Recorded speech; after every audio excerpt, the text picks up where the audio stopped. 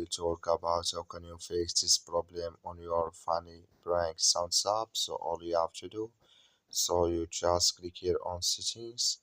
So when you click here on settings, it's going to take you to this list here.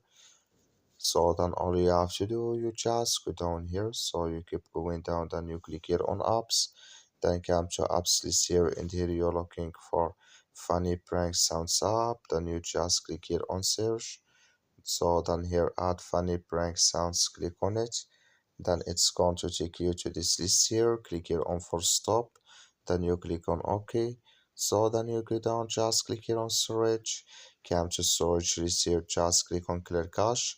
Then all you have to do is so you just turn off your Wi-Fi and turn on it again. Then it's going to work with you. That's all you have to do. Thank you for watching. Don't forget to support us by liking.